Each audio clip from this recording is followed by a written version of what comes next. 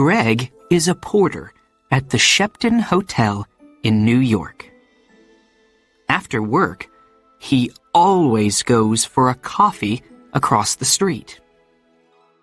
A girl is sitting in the coffee shop near the window. It's her again, thinks Greg. She's here every afternoon. I'm going to say hello. Greg goes into the coffee shop and gets a coffee. Then he goes across to the girl's table. Hi, he says. I'm Greg. Can I sit with you? Okay, she says. I'm Cassie. I come here for a coffee every day after work, says Greg. I'm a porter at the Shepton Hotel. He smiles. You have beautiful green eyes. Have I? She says. She doesn't smile. Is something wrong, Cassie? He asks. You don't look very happy. It's nothing, she says. Tell me, says Greg. Maybe I can help. Well, she begins. Go on, says Greg. My stepfather is staying at the Shepton Hotel, she says. He has my sketchbooks. I'm an artist. When I ask him to give them to me, he says, No, I want you to come back home to Boston. But I don't want to go back to Boston. He's not nice. How long is he going to be at the hotel? Asked Greg. 2 more days, says Cassie. He's in room 724. Maybe I can get the sketchbooks for you, says Greg. Maybe I can get into his room. Can you? She says. Meet me here tomorrow afternoon at 4:30, says Greg. Okay. Thank you, says Cassie. Thank you very much. She looks at her watch. I've got to go now. See you tomorrow. When Cassie gets back to her hotel room, she makes a telephone call. Hello? She says. It's me. It's okay. The boy's going to do it. Yes, I'm going to get them from him tomorrow afternoon. Okay, I can meet you there the morning after, at 10 a.m. Don't forget to bring the money, $2,000. Next morning, Greg arrives at work early. He goes to find room 724. I have to wait for Cassie's stepfather to go out, he thinks. I don't know his name, but it doesn't matter. Greg watches the door of room 724. He sees the girl come to clean the rooms. Some minutes later, a man comes out of room 724. That must be Cassie's stepfather, thinks Greg. He waits for the man to leave and for the cleaning girl to go into room 724. I need to look in the room, he thinks. Greg waits for the girl to leave the bedroom. Then he goes into the room and begins to look for the sketchbooks. I must be quick, he thinks. Where are they? Suddenly, Greg sees the sketchbooks by the bed. Got them, he thinks. He begins to look at the pictures. Wow! Cassie is a great artist. These are good. Greg is leaving the room when he hears the cleaning girl call out to him. Hey, she says. What are you doing? Come back. Greg does not stop. Greg finishes work that afternoon and leaves the hotel through a door in the next street. When he gets near the front of the hotel, he sees the man from room 724. That's him again, thinks Greg. That's Cassie's stepfather. Greg waits for the man to go into the hotel. Then he goes to the coffee shop. Cassie is at the same table in the coffee shop. Greg gets a coffee and goes to sit with her. I have them, he says, and he puts the sketchbooks on the table. That's great, says Cassie. How can I thank you, Greg? You can meet me later, he says, after I go home and change out of my porter's uniform. I'm sorry, Greg, says Cassie. I can't tonight. Maybe tomorrow night. Okay, says Greg. Tomorrow night. We can get something to eat first. Yes, okay, says Cassie. I have to go now, but meet me here tomorrow evening at 6 o'clock. Cassie gets up, ready to leave. Don't forget your key, says Greg. Oh, thanks, says Cassie. She takes it from him quickly. See you tomorrow. Greg is finishing his coffee when he sees his friend, Mike. You're in trouble, Greg, says Mike. Jake Russo's sketchbooks are not in his room. Room 724. And there are CCTV pictures of you coming from that room. Who is Jake Russo? Asks Greg. Suddenly, he's not feeling very well. An artist, says Mike. His pictures sell for thousands of dollars, and his sketchbooks sell for thousands too. Do you have them? Asks Mike.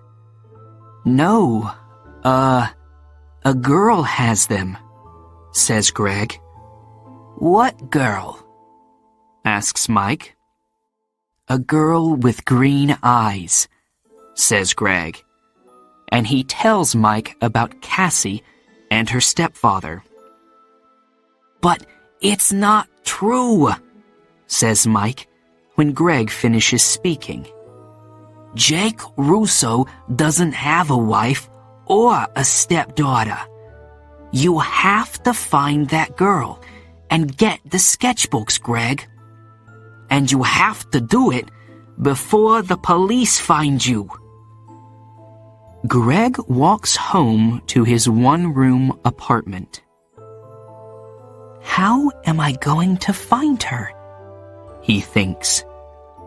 She has Jake Russo's sketchbooks now, so she's not going to meet me again. Is she going to sell them for a lot of money? There is a police car in the street, next to Greg's apartment. Oh no! He thinks. They're waiting for me. I can't get into my apartment now. That night, Greg sleeps on a train in the subway. But early the next morning, "Hey, you," says a man. He's the subway cleaner. "Get up. You can't sleep here all day." "Sorry," says Greg. People are arriving to get their trains now. One of them stops and looks at a photograph in his newspaper, and then at Greg. "It's him," thinks the man. "It's the young man in the newspaper photograph. The police are looking for him." Suddenly, Greg sees the man looking at him. And he sees his picture on the front of the man's newspaper. "I have to get out of here quickly," he thinks. The man with the newspaper finds a policeman. "It's him," he tells the policeman. "The hotel porter." "Hey, you," the policeman calls to Greg. Greg runs. "Stop," calls the policeman. Greg doesn't stop. "I have to get out of this uniform," thinks Greg. "People know I'm the porter. Maybe Mike can give me something different to wear." When he gets to Mike's apartment, Mike opens the door. "I need something to wear," Greg tells him. "I can't go back to my apartment. My picture's in the newspaper, and—" "Yes, I know," says Mike. "It's okay. Come in." "Where's the girl?" asks Mike. "Do you know?" "No," says Greg. "What can you remember about her?" says Mike. "There must be something to help you find her." "Yes," Greg says suddenly. "Her key! A key to a room in the Dolphin Hotel. It's a small, cheap hotel near 42nd Street. She must be staying there." "What's the time?" "Nearly 9 o'clock, says Mike. "Maybe she's there now," says Greg. "I have to go." "Thanks, Mike." 20 minutes later, Greg is near the Dolphin Hotel. Am I too late? He thinks. Suddenly, Greg sees Cassie come out of the hotel. "Cassie!" he calls. "Wait! I have to talk to you." Cassie sees him, but she doesn't stop. there is a car waiting for her. She says something to the driver and gets into it quickly. "Oh no," says Greg. "Pier 83, says an old man in the street. Greg looks at him. "What?" "The girl is going to Pier 83, West 42nd Street, for the Circle Line boat," says the old man. Greg smiles. "Thanks," he says. And he begins to run. Greg runs all the way to Pier 83. People are getting on to the boat, and he gets a ticket. On the boat, Greg looks for Cassie.